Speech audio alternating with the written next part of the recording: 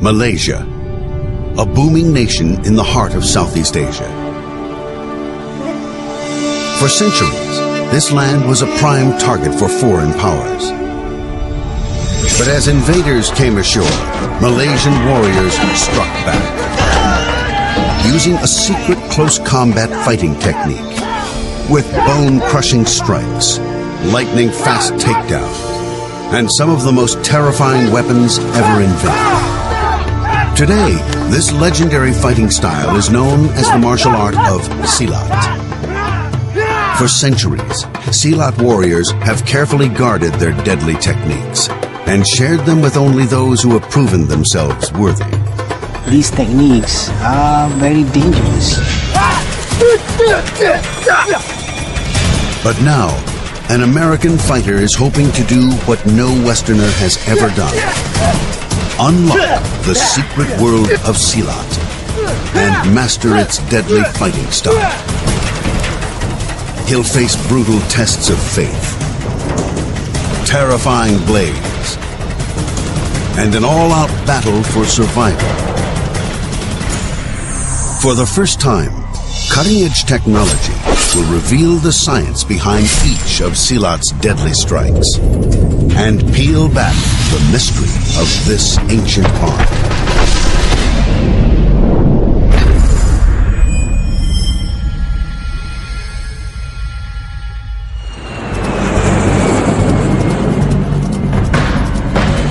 Kuala Lumpur International Airport. Malaysian Silat master Cikgu Sam is arriving home from America. Sam is a six-striped black belt fighter, the highest rank achievable worldwide. He's been teaching Silat in the United States for almost 2 decades. Now, Sam's come back home with his star student, Joel Champ. He wants Joel to become a top-ranked fighter in Malaysia. Joel is a United States Navy officer from Chicago. He's been practicing martial arts since he was a kid. I started under the tutelage of my father, who was heavily involved in martial arts. He started me around the age of 8. At the age of 18, Joel met Cikgu Sam, who introduced him to Silat. It was love at first sight. I was so amazed at not just the beauty of the art, but the surprising deadliness of such beautiful, graceful movements. After training in Silat for more than a decade, Joel has earned 2 stripes on his black belt, making him the highest-ranked Westerner in Silat Gayong.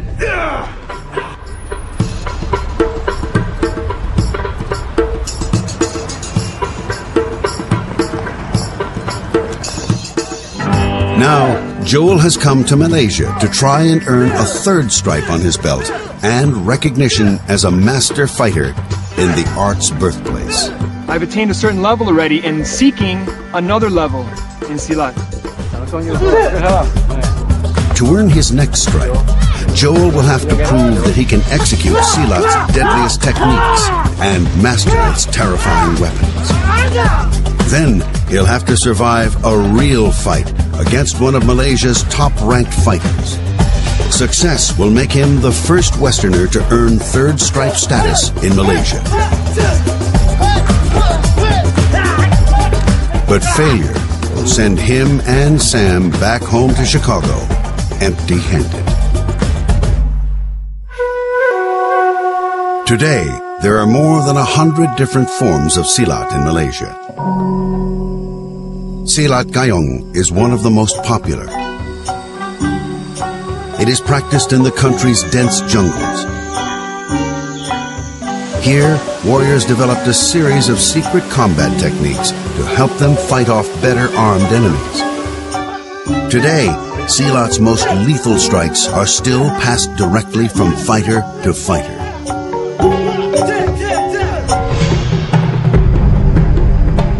Sam and Joel head to a secret training ground outside of Kuala Lumpur. Convincing Silat masters to share their knowledge with an outsider isn't easy. It was very difficult for me to get all the teachers to agree to teach Joel, but with my persuasion and explanation to some of the seniors teachers, they finally agreed to my proposal.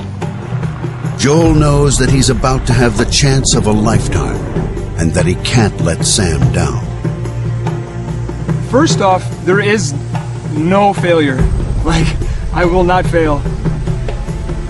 There's a lot of pressure, a ton of pressure. Little does Joel know, his first test is just minutes away. Outside, a group of Silat fighters are preparing an ancient initiation ceremony. Some fighters build their confidence and demonstrate their courage to their teachers by dipping their hands in a pot of boiling coconut oil. It's called mandi minyak. Dalam silat seni Gayong ada upacara mandi minyak panas. Selalunya peserta-peserta ini menguji keyakinan untuk mencemuh minyak dan selalunya latihan-latihan yang mereka telah melaluinya untuk menyapu pada tubuh badan mereka. The fighters believe that if they chant special verses from the Quran, they won't get injured during the ceremony. It's Joel's first chance to be accepted by the Malaysian Silat community. Right now, very anxious. I know almost nobody there. So I'm just really a little nervous. Finally, it's time for Joel to prove himself. How do we go about? The fighters' prayers continue. I can see why it's called boiling oil. Sam's known Joel for more than 10 years, but he's never seen him like this. I have never seen him very nervous before, so I can see his chest like up and down, up and down. I have to smack his back a little bit, so it's kind of calm him down. The oil has reached its boiling point. And it's time for Joel to prove he can master his own fear.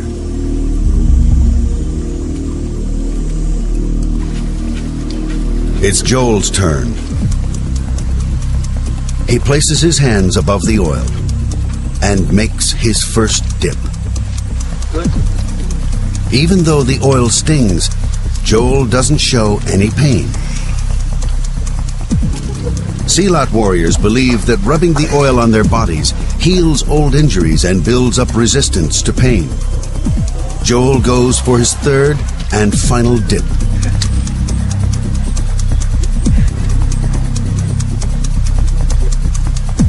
He's proven his courage to Cegu Jaswang.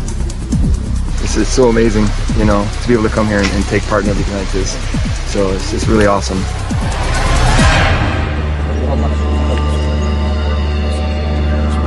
But his initiation isn't over yet. Silat training can be painful, and fighters must prove they're ready by enduring the scorch of a flame. Extend the hand, step forward, open up the hand.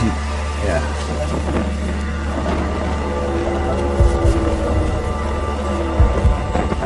With the other fighters looking on, Joel steps up to the fire.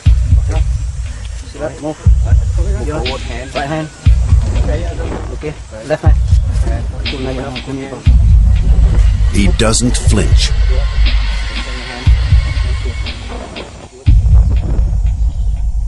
And passes his initiation.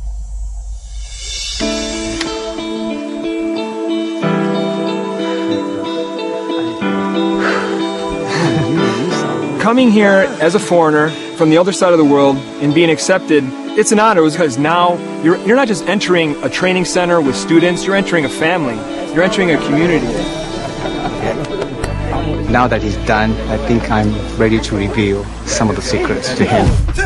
Next, Joel's combat skills will be tested as he goes all out with some of Malaysia's top fighters and discovers what it takes to become a true Silat warrior. Today, they said, we have another surprise for you. We're going to use a machete against your arm.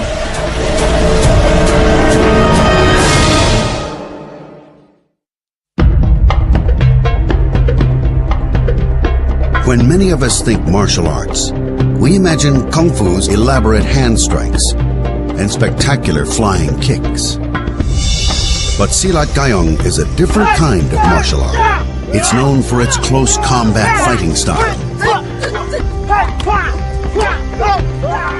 The secret of a Silat strike is to use minimal energy to cause maximal damage.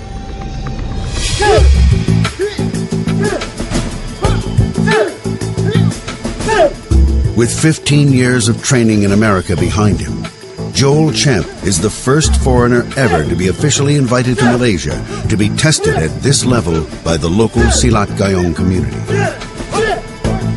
But if he's not able to master them, he won't earn a third stripe on his black belt or be accepted into the Brotherhood of Malaysia's Silat Masters. Joel's trainer will be one of Silat's most respected fighters. Cheku Jaswan is a 4-stripe black belt Silat warrior. Joel will have to win Jaswan's respect and approval. Jaswan says he wants to get a sense of Joel's fighting skills. He starts off with a simple test. Using a bamboo rod, he gauges whether Joel has 2 key skills of a Silat fighter: the ability to hold a stable stance during a fight and endure extreme pain. You okay? Oh my gosh. Yeah. Joel survives, but just barely. Next, he has to show Jaswan his best moves. So far, Jaswan is pleased. Puas hati saya melihat Joe dapat ikut apa yang disuruh, apa yang dikehendaki. It's time for Joel's training to begin.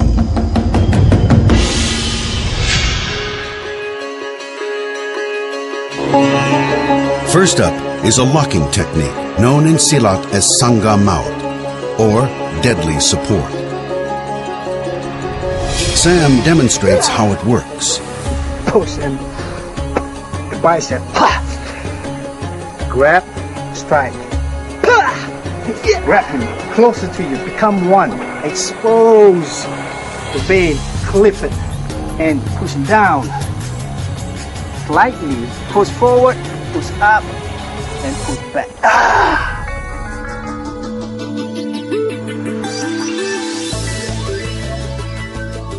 Now, cutting-edge technology is allowing us to take a deeper look at the true power of Sangga Maut and other deadly Silat strikes. Dozens of reflective markers line the body, and infrared cameras track their every strike down to the millisecond in 3-dimensional space. Reproducing both fighters perfectly in graphic animation allows us to break down each of their lightning-fast moves and discover what happens inside the bodies of their victims to understand the amazing science of Silat. The fighters first reveal the secrets of deadly support. Strike 1 is a rapid blow to the enemy's forearm. It aims to fracture the bone. Strike 2. The Silat fighter locks onto the enemy's shoulder and pulls back, tearing at the ligaments inside and possibly dislocating the joint. Next, a quick foot strike to the back of the knee brings the enemy instantly to the ground. Finally, a dual-purpose chokehold that compresses the windpipe and clamps down on both carotid arteries. As these giant veins in the neck compress, blood flow to the brain slows. If the technique is successful, the enemy will stop breathing and passes out. Now it's time for Joel to master each of the 4 key strikes. Jaswan teaches him step by step. Joel quickly finds out that training in Malaysia is as real as it gets. That is no acting. There is no script for that. That is all natural. That's real pain. When he choked me and I was coughing, it was because I couldn't breathe. That was real pain.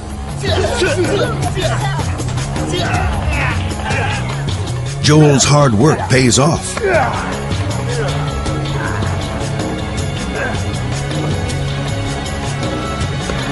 It's time to move on.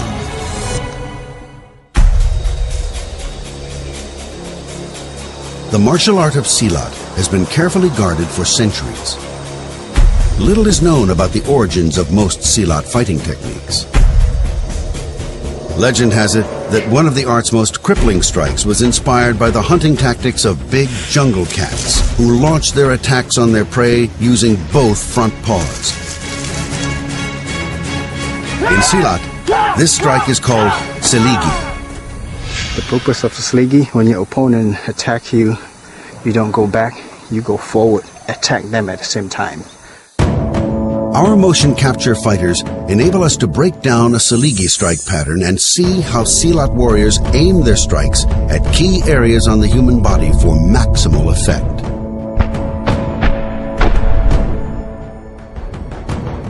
Strike 1 is a devastating elbow to an area in the abdomen called the solar plexus. Inside, a giant cluster of nerves spreads out like a web across the abdominal diaphragm. As the elbow makes contact with the nerves, it sends the abdominal muscles into spasms and causes the enemy to gasp for air. Strike 2, a side chop to the groin that targets the nerves in the groin. The Silat warrior executes a bone-smashing upward strike to the jaw. The finishing touch is a double-knuckle sledgehammer to the chest. The point of a seligi strike is to shock the nerves and send the body into convulsions. A hard enough strike may even cause death. There's no body locking, there's no bone breaking, simply striking to humans' nerves. Joel begins learning how to execute a seligi strike. One more time. This one is hit, hit, hit, hit, hit. Yes. Okay. And quickly discovers that Jaswan expects nothing but perfection from him. Oh! Wrong. Wrong. Jaswan shows him again.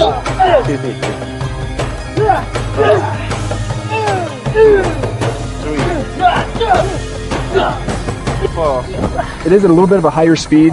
You know, you keep up, or I guess you get left in the dust.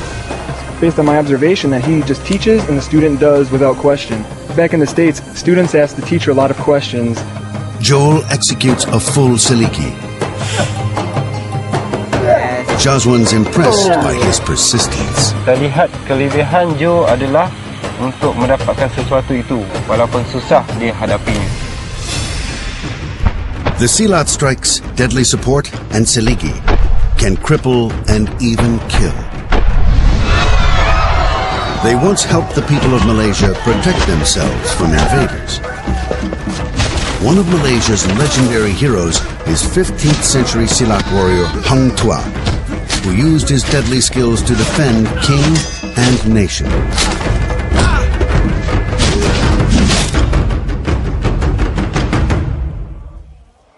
But there's another side to Silat.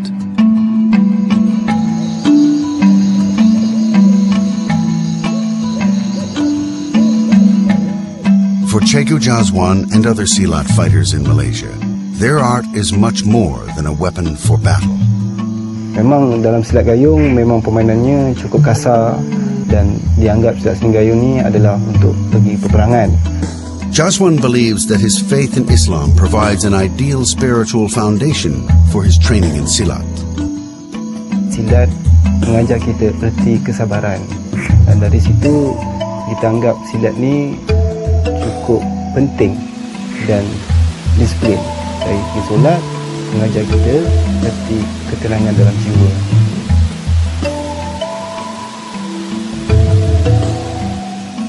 From the beginning, Joel too was drawn to the spiritual aspect of Silat. The study of Silat is beyond the physical.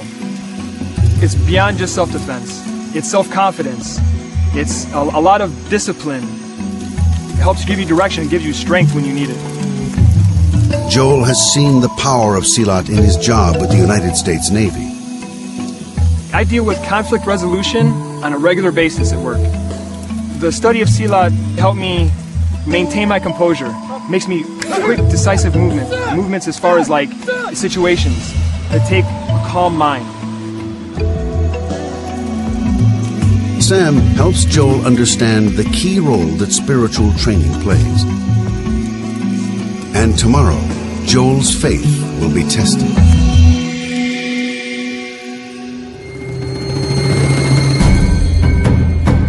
It's Joel's third day in Malaysia.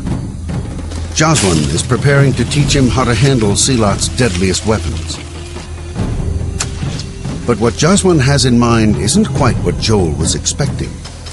Today, they said, "You have another surprise for you. We're going to use a machete against your arm." Before Joel is allowed to train with real weapons, Jaswan first wants to test his courage in the slicing ceremony. Joel will have to endure 3 strikes from a machete. After seeing him cut that big piece of sugar cane, pieces lopped off onto the ground, that's just not a human or a natural thing that you want to do. Sam explains why. And the purpose of doing this is to build trust and to build confidence. So let's have Joe come over here. Since teachers use real weapons during training, students need to prove that they're not afraid of being harmed.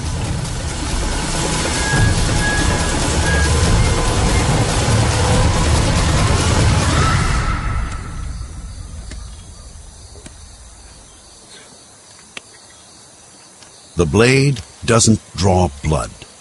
Good. How do you feel? Nervous? A little bit. I was a little nervous going into it. That's what I'm saying. You build trust, you build your confidence. Good job.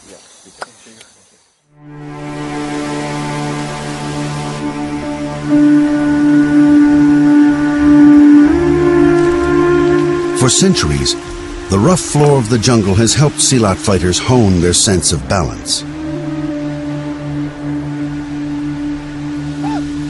Here, Joel will have to master 2 of the art's deadliest knives. The first is a waved dagger called the kuris. The kris, I really feel, is the heart of the Malay people. Much as the samurai sword is to the samurai, the kris is the same way to the Malay warrior. The kuris is designed primarily for stabbing. To make a deadly strike, a Silat warrior attacks from the side and plunges the blade deep into the enemy's abdomen. The reason the kuris strike is so lethal is that it targets multiple organs in one go. As it enters the lower abdomen, the kuris targets the liver and lung and sends the abdominal cavity into shock. One of the key targets of the kuris is the heart. The kuris is then twisted to snap the ribs on the way out. Double damage in a single strike. So you're pushing when the blade goes right here to my ribs, and then you push it inside. Okay.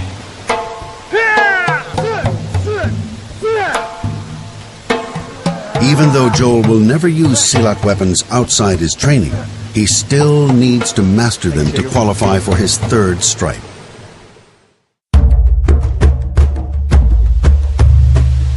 One reason Silat warriors are so feared is because their weapons can be terrifyingly tiny. One of the art's smallest blades is called the karambit. It's sized to your finger, the width of your palm, and it'll have a little hook that comes out at the end, which can't be seen. A karambit is so small, an enemy may not know if a Silat warrior is armed until it's too late. When you take the rawness of what Silat is, that is the deadliness of it, because it's what you can't see. It's these weapons that I have all over myself, like little blades that you can't see. You won't even realize it and you've been cut.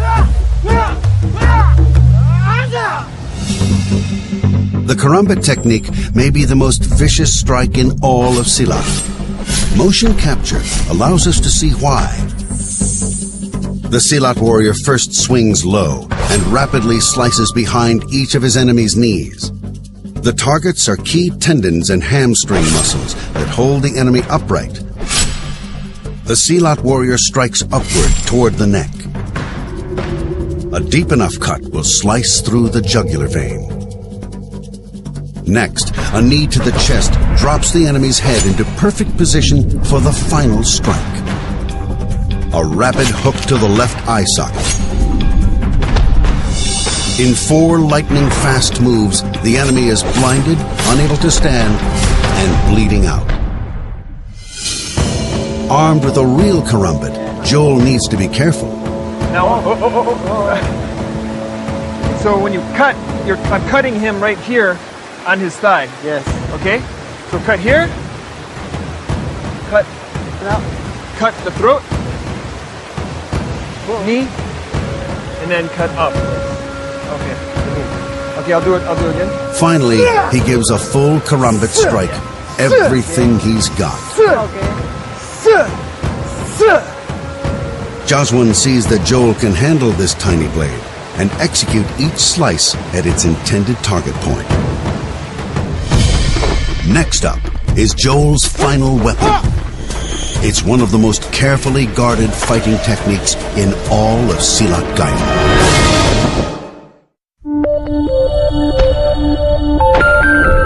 In the hands of a master, the weapons of Malaysia's martial arts Silat Gayong can be lethal. Targeting ligaments, the throat, and eyes. But blades aren't the only weapons in a Silat warrior's arsenal. In Malaysia, a traditional form of dress for men and women is the sarong, a long piece of cloth that's wrapped around the waist like a skirt or a kilt. For Silat fighters, a sarong is also a weapon. It's called the chindai. Jaswan demonstrates a chindai attack. The chindai technique is so secretive in Silat Gayong that it's only shared with the most advanced students. Chindai is the Malay traditional technique. It's a simple technique and it doesn't require a lot of energies. And that's why we wait until the student reaches a certain level for us to reveal the techniques of the Chindai. So when you throw it over the head and you catch, you pull them into you and you do like that's when you start to like strangle, choke. Okay. Now, motion capture allows us to slow down a chindai strike and see why a simple cloth can be such a terrifying weapon. First, the warrior executes a surprise attack from the rear and wraps his enemy's entire head in the sarong. Then, a twist. As the cloth is pulled tight, it clamps down on both the windpipe and carotid artery in one go. Oxygen and blood supply to the brain are cut off. Now, with his enemy gasping for breath, the Silat warrior pulls him to the ground. The true power of a chindai strike is not just physical. It attacks primarily around the throat area, so it takes your wind away. And this is one of the things that's great about Silat actually is the psychological game that it plays with your opponent. Because I take your air away, and then I just keep going. So it's kind of like, it's like a drowning feeling, and you start to panic. And it's that panic feeling that you want to put in your opponent, because that's what makes it psychological. Joel works to learn a full range of chindai strikes. It's the last technique he has to master here at the training center.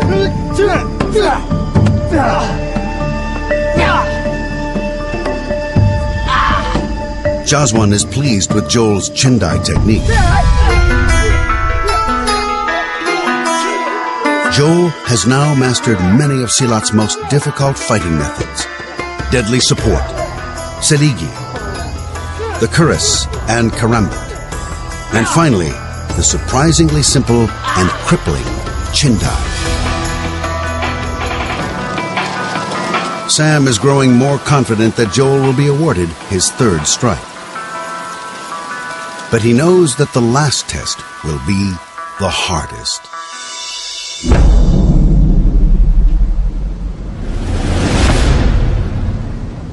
Today, in Malaysia's capital city of Kuala Lumpur, you can find a new kind of Silat.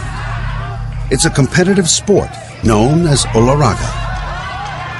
In just 3 days, Joel will face his final challenge, he'll have to survive a real fight against one of Malaysia's Olahraga champions. He's excited, but nervous. I have no idea what I'm kind of walking into, but to do something new, I'm excited about that. Sam and Joel arrive at one of Malaysia's top Olahraga training facilities. It's located inside the police academy, Pulapol. Even today, Silat continues to play an important role in the national defense of Malaysia.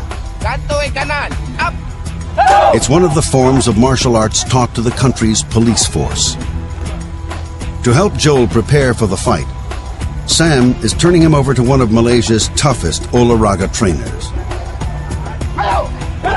Chego Kamal is a police sergeant and has trained multiple Olahraga champions here at Pulapol.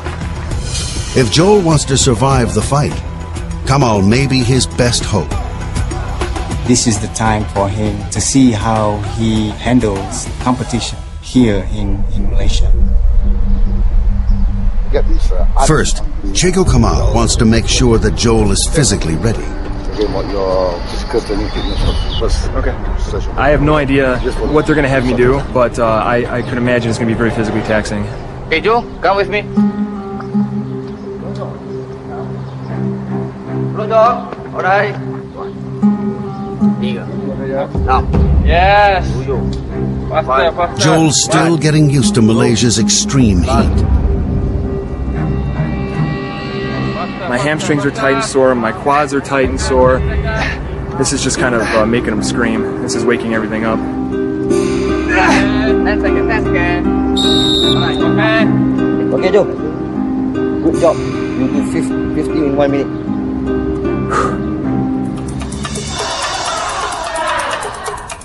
Having passed the physical test, Joel gets a tour of the training facility. Here, he'll train for 3 days with some of Malaysia's top Olahraga fighters. Olahraga is a streamlined form of traditional Silat. Fighters don't use weapons, just their bodies and skill. Their strikes can still be brutal. One of the most impressive is a scissor kick takedown. A fighter launches himself at his opponent. While in the air, he wraps his legs around the other fighter's knees, then twists his body as he falls, forcing the second fighter to fall with him. A strike using the hand is worth 1 point, while a kick is worth 2 points. A takedown gives you 3 points. Joel needs to get up to speed fast on the sport's strict competition rules. To the best of my knowledge, they're just going to really go over the rules and regulations. There's a lot of things that I can and can't do, like the different kicking methods and maybe striking methods. He's going to have a difficult time learning the rules and regulation. You're talking about trainers and students who have been trained for 5 to 10 years, even 15 years. It's probably going to be challenging for him. I hope he will follow the regulation. That's my main concern. Many of the strikes used in traditional Silat are not allowed in Olahraga. These include the groin strike, and nerve hits of Siliki, and the throat squeeze of deadly support. If Joel makes an illegal strike during the fight, he could be disqualified.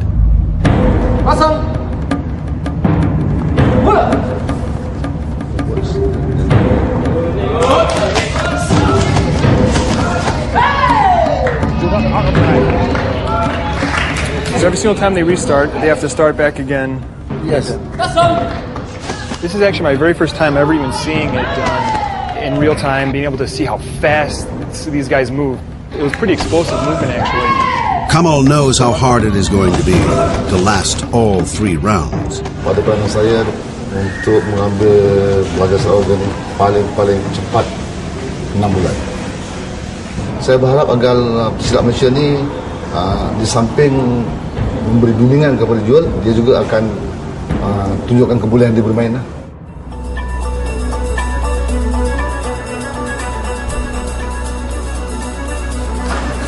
On his second day at Pulapol, Joel learns the key techniques of Olahraga.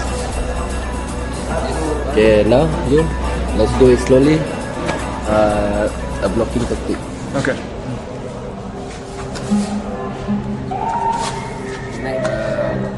Person, the opponent. There is a huge language barrier because my Malay is horrible, but they have to teach me through showing me, get them to repeat their lessons, but I have to be smart with my time because I have a very short amount of time to learn this art. From outside.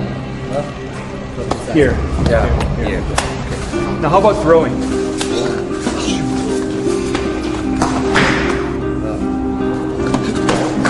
I'm like only a day away from this final fight.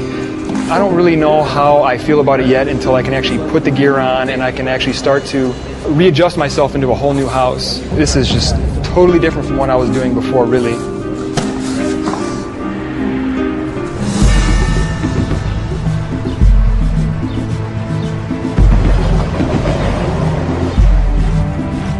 Day 3 arrives. Finally, Joel gets to go one-on-one with another fighter.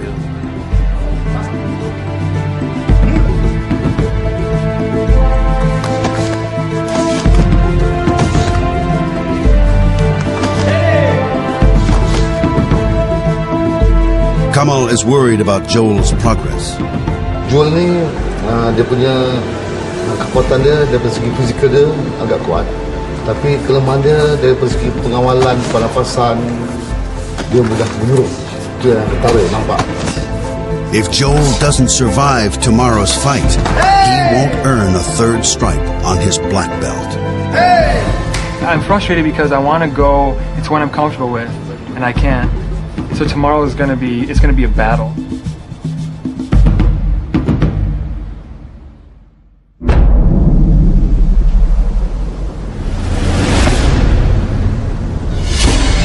It's fight day in Kuala Lumpur.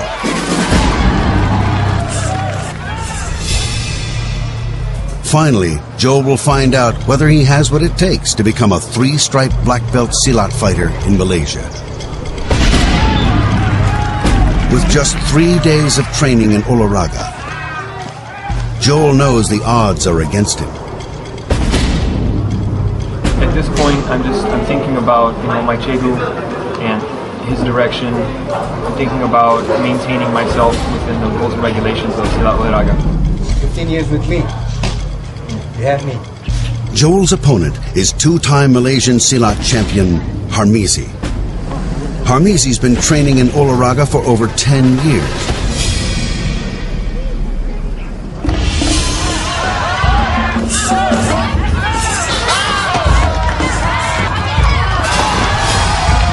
The fight will take place on a regulation Olahraga mat.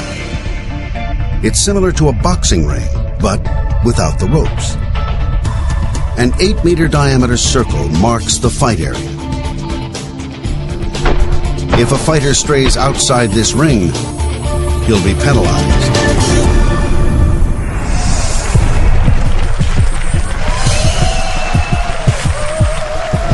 The crowd is eager to see if a foreign fighter can stand up to one of their own.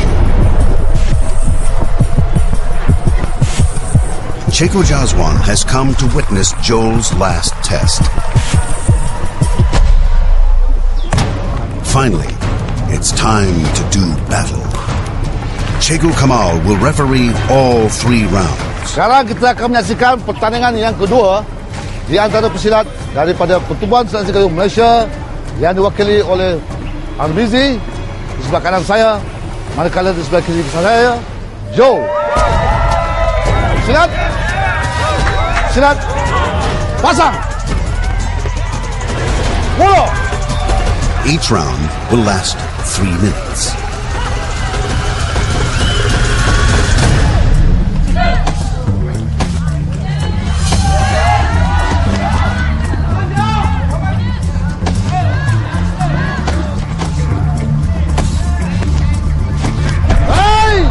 Harmizi scores the first big takedown.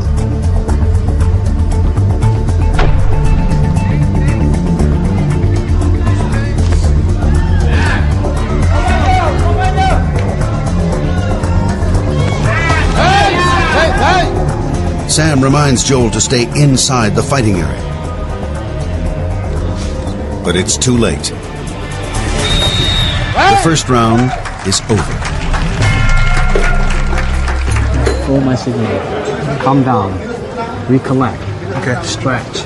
Sam's worried that Joel is revealing his moves in advance to Harmizi. Now, one thing I see you, when you're doing this, you're giving the signal that you're gonna kick. So who's gonna catch your leg? Don't give him the signal that you're gonna kick. Joel and Harmizi face off for round 2.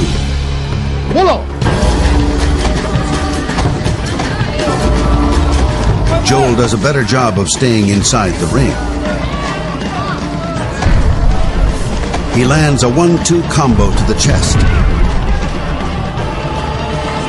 But Harmizi's still sensing Joel's next moves. He scores a second takedown.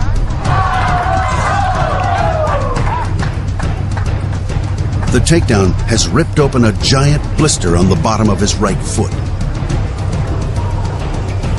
Joel's in pain. Joel's trip to Malaysia may be over faster than he imagined. Tak semestinya tu pulang pada dia juga. Kalau mental fizikal dia kuat, mungkin dia boleh teruskan. Now, it's Joel's call whether the fight continues.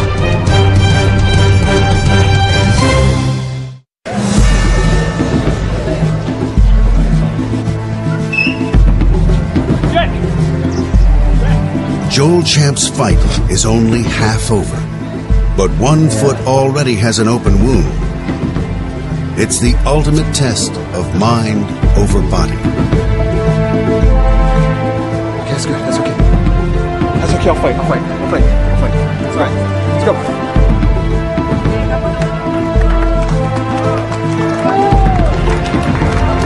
Joel limps onto the mat.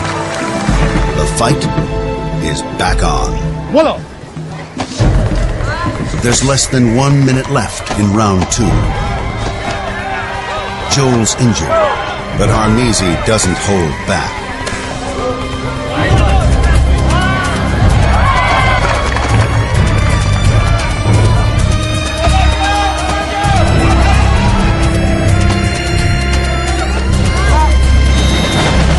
The whistle blows. Joel Champ has survived the second round in his battle against a Malaysian Olahraga champion. His opponent, Harmizi, has been relentless. By now, Joel has survived 2 takedowns, a frontal assault of kicks and punches, and he still has 1 round to go. My arms are just beat. What you can't see when I after the fight, I'll roll up my sleeves and you'll see I have like probably 6 or 7 welts on my arms from his kicks, yeah. The takedowns have ripped open a second blister on Joel's feet. Harmizi senses victory. Mungkin kelebihan pada saya lah sebab dia sekarang dah cedera. Mungkin mental dia jatuh. He's an animal actually, so it hurts. It hurts, but it's okay. One more round. But after coming all the way to Malaysia, Joel's not about to give up yet. Joel enters the ring for the third and final round. There are open wounds on both of his feet.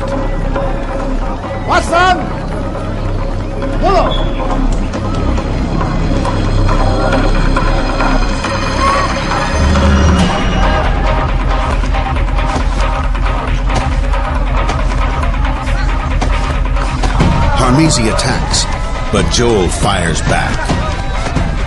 His strikes are landing. The crowd urges him on. With just seconds to go, Joel executes a major takedown.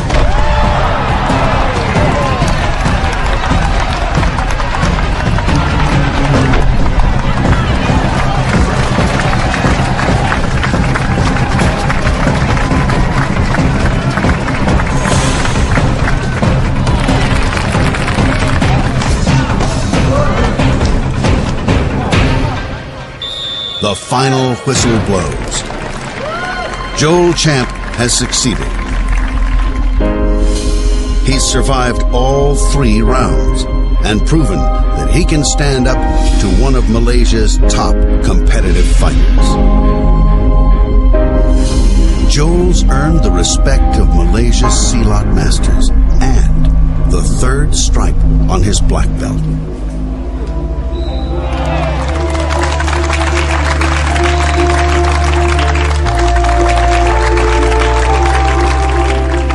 Cikgu Jazwan is holding in his hands a black belt with 3 stripes on it. I can't even tell you at this moment how it feels to stand there in front of them and no one else around me matters. Scream isn't like a normal combat yell or war cry. It's something very special and very specific to us. It's like screaming out the name of God. Joel is now the highest ranked Westerner in the deadly art of Silat Gayong.